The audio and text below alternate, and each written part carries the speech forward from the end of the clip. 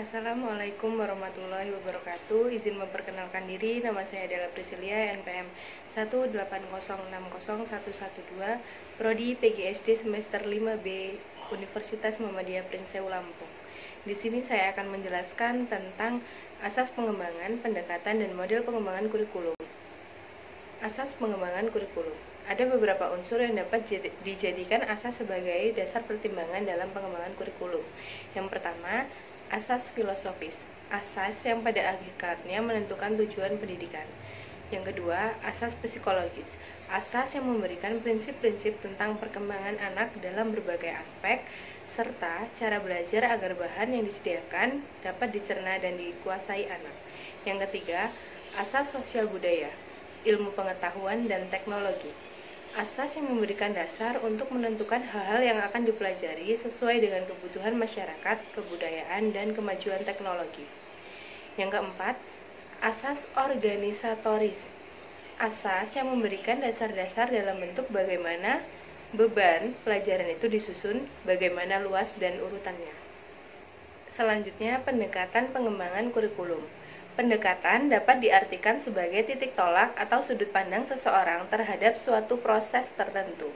Beberapa pendekatan pengembangan kurikulum. Yang pertama, pendekatan bidang studi. Pendekatan ini menggunakan bidang studi atau mata pelajaran sebagai dasar organisasi kurikulum. Misalnya, matematika, sains, sejarah, IPA, IPS. Seperti yang didapati dalam sistem pendidikan sekarang di semua sekolah dan universitas. Yang kedua, pendekatan interdisipliner.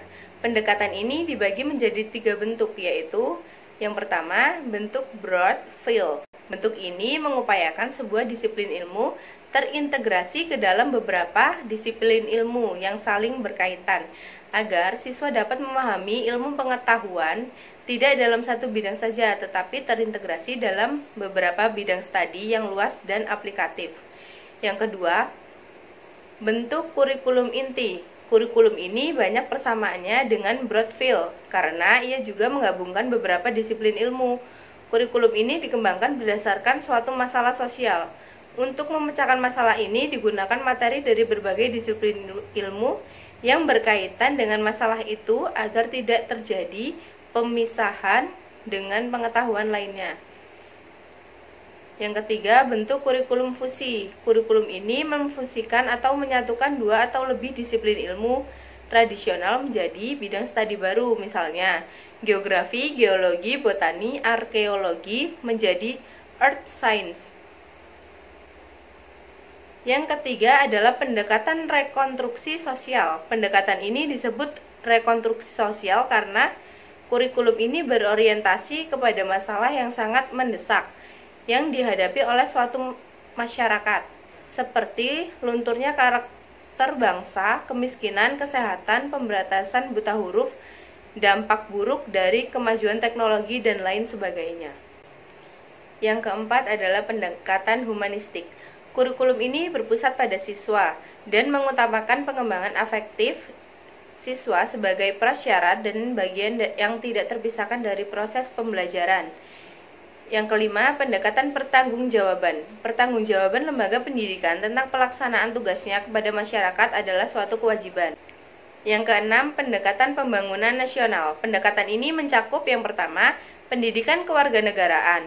Isi kurikulum ini berorientasi pada sistem politik negara yang menentukan peranan, hak, dan kewajiban tiap warga negara.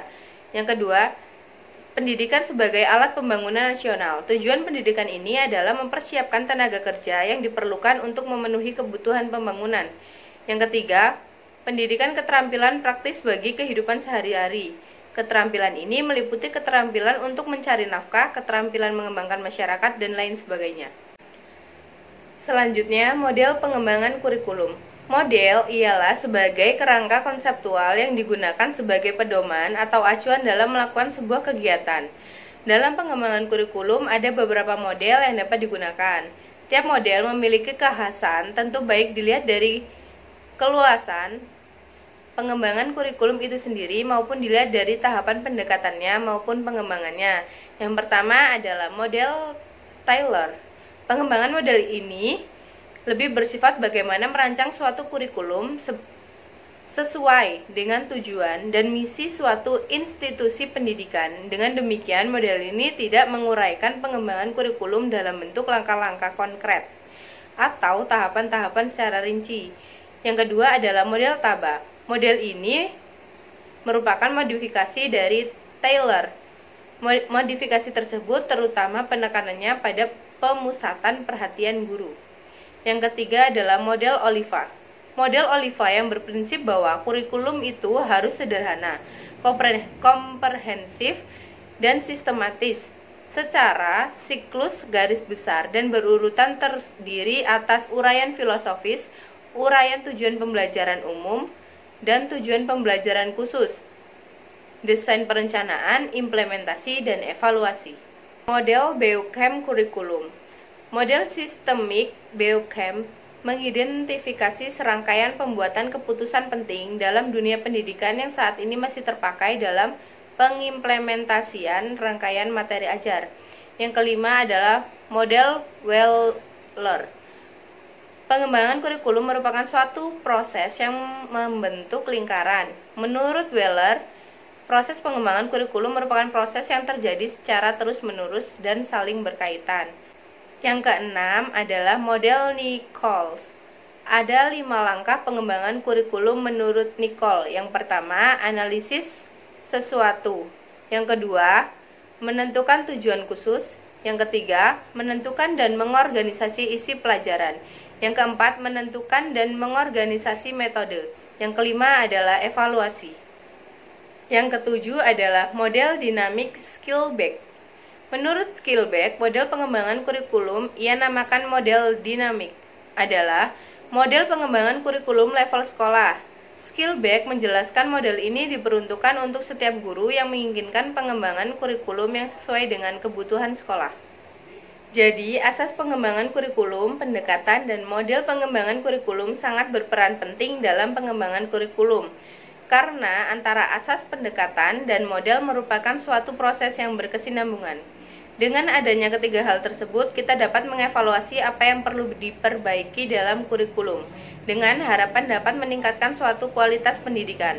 Karena itu, kita dapat mengembangkan sebuah kurikulum, kita harus mengetahui dasar, pendekatan, serta model agar kedepannya kurikulum tersebut dapat dimaksimalkan dan digunakan oleh pendidik maupun peserta didik secara optimal dan dapat mengikuti era globalisasi kedepannya.